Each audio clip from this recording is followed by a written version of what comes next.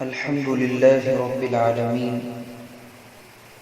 والعاقبة للمتقين والصلاة والسلام على سيدنا ونبينا محمد بن عبد الله الأمين أما بعد فأعوذ بالله من الشيطان الرجيم بسم الله الرحمن الرحيم فمن يعمل مثقال ذرة خيرا يره ومن يعمل مثقال ذرة شرا يره صدق الله العظيم.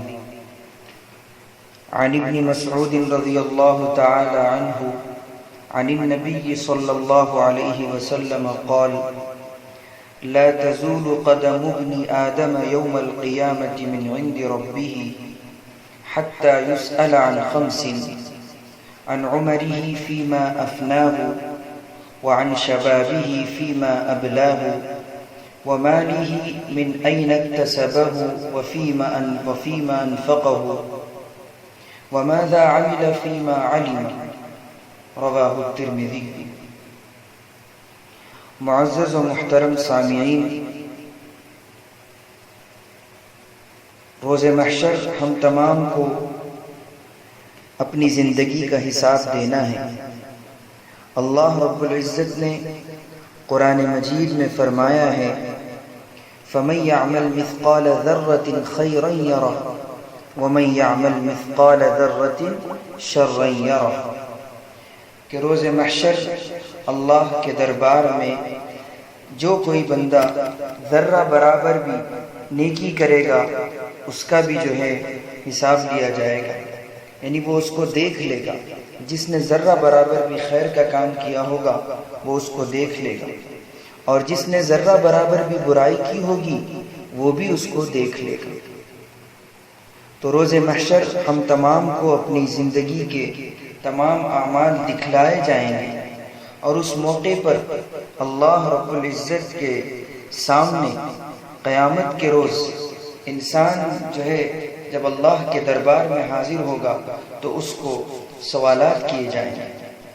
5 سوالات ایسے ہیں جن سوالات کو پوچھے بغیر اور ان کے جوابات دیے بغیر کسی کو چارہ نہیں ہے. ہم میں سے ہر ایک انسان کو ان سوالات کا سامنا کرنا ہے اور اس کا جواب دینا ہے. کیا ہم ان 5 سوالات کے جوابات دینے کے لیے تیار ہیں؟ میں نے آپ کے سامنے حدیث پیش کی ہے.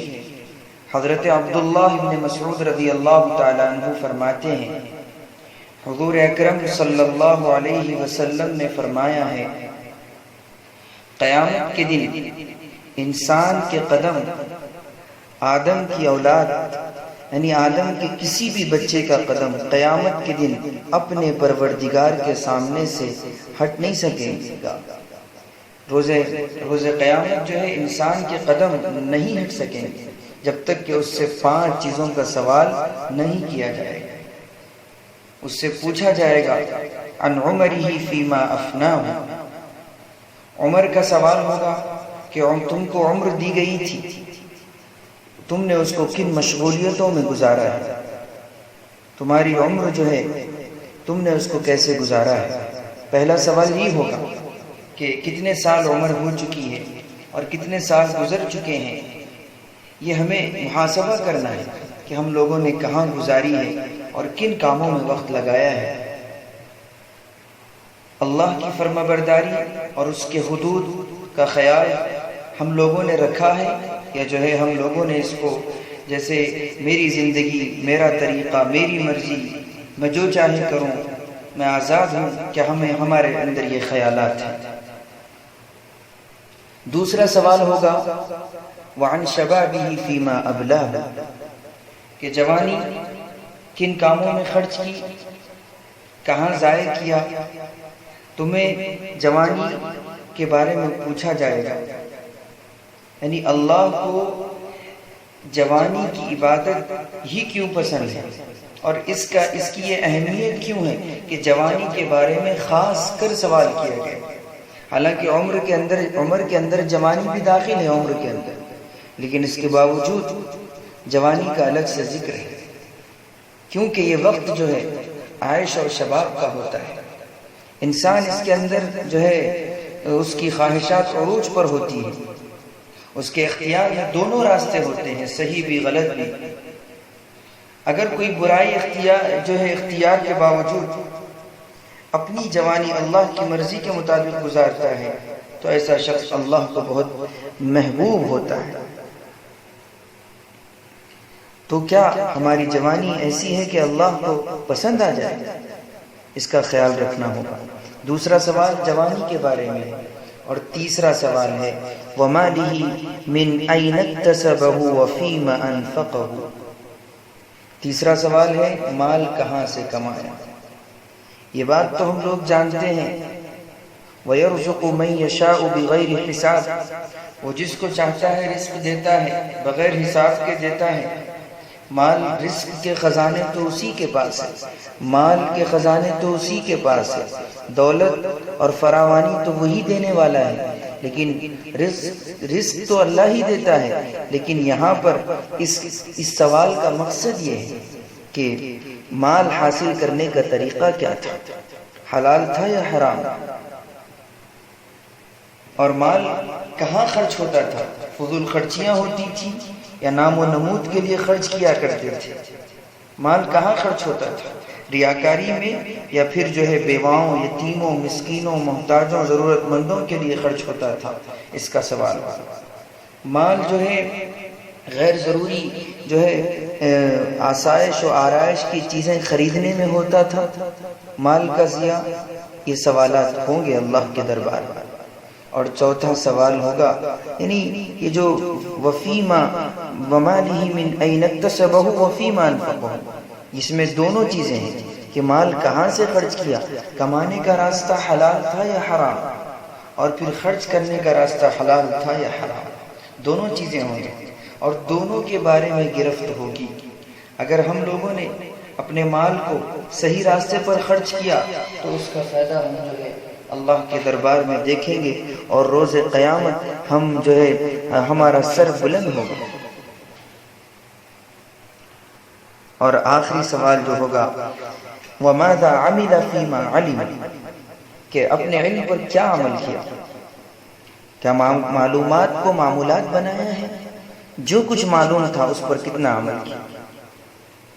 یعنی یہ نہیں کہا گیا کہ کتنا علم حاصل کیا، عالم بنے، مفتی بنے، حافظ بنے، فاضل بنے، علامہ بنے، جو چاہے بنے، لیکن یہ سوال نہیں ہوا۔ اصل چیز ہے کہ جو علم دیا گیا تھا اس پر تم نے کتنا عمل کیا۔ اپنے علم کا جائزہ لیں، ہمیں اپنا محاسبہ کرنا ہوگا۔ جو بات بھی ہمیں صحیح معلوم ہو، کیا ہم لوگوں نے اس پر عمل کیا ہے یا پھر صحیح معلومات کی ہم لوگوں نے فکر کی ہے؟ اس کا استحضار ہم لوگوں کو ہونا بے حد ضروری ہے۔ معزز سامعین، یہ 5 سوالات ایسے ہیں کہ جن کے جوابات دیے بغیر کسی کے قدم نہیں ہٹ سکیں گے، چاہے وہ کسی بھی اعلیٰ سے اعلیٰ نسب کا ہو، وہ چاہے جتنا زیادہ عالم ہو، علامہ ہو، جو چاہے اس کے اندر صلاحیتیں ہوں، جتنا چاہے بڑا مالدار ہو، جتنا چاہے خوبصورت ہو، حسب نسب اس کا عالی ہو، لیکن اس کے باوجود ان سوالات کے جوابات دیے بغیر اس کے لیے چارہ نہیں ہے۔ اللہ تعالیٰ سے دعا ہے اللہ تعالیٰ ہم تمام کو ان سوالات کے جوابات صحیح دینے کی توفیق عطا فرمائے، اور ان سوالات کے جوابات کے لیے تیاری کرنے کی توفیق عطا فرمائے۔ آخرت کا پیپر جو ہے آؤٹ ہو چکا ہے کہ اس کے اندر 5 سوالات آئیں گے، اس کے حساب سے ہمیں جوابات تیار کرنا ہے۔ تو جوابات کی تیاری یہ ہے کہ اپنی عمر کو جو ہے ہم صحیح راستے پر گزارے، اس کے اندر جو ہے حلال حرام کی تمیز رکھے۔ نوجوان ہے تو اپنی نوجوانی کو اللہ کی بندگی میں لگائے، اس کی عبادت میں لگائے، حق بولنے میں لگائے، حق پر چلنے میں لگائے، حق کی آواز اٹھانے میں لگائے، اور لوگوں کی خدمت میں لگائے، خدمت خلق میں لگائے، مخلوق کی خدمت کرے، ماں باپ کی خدمت کرے، پڑوسیوں کی خدمت کرے، رشتہ داروں کی خدمت کرے، جو کوئی پریشان حال ہے اس کی مدد کرنے کی کوشش کرے۔ مالدار جو لوگ ہیں وہ ان لوگوں کو چاہیے کہ اپنا مال اللہ کی راہ میں خرچ ہو، بیواؤں، یتیموں، مسکینوں، محتاجوں پر خرچ ہو، اور مال کمانے کا جو ہے طریقہ بھی حلال ہو اور اچھا ہو، اور مال کمانے کی جو ذرائع اسلام نے سکھلائے ہیں کہ کس طریقے سے مال کمانا ہے، اس کے اندر تجارت کے جو اصول اسلام نے بیان کیے ہیں اس کو بھی جاننے کی کوشش کریں، اور جو کچھ معلومات حاصل ہو اس کو معمولات میں لانے کی کوشش کریں۔ اللہ تعالیٰ مجھے اور آپ کو عمل کی توفیق عطا فرمائے۔ روز محشر اللہ تعالیٰ ہم تمام کو کامیاب و کامران فرمائے۔ آمین۔ وآخر دعوانا ان الحمد للہ رب العالمین۔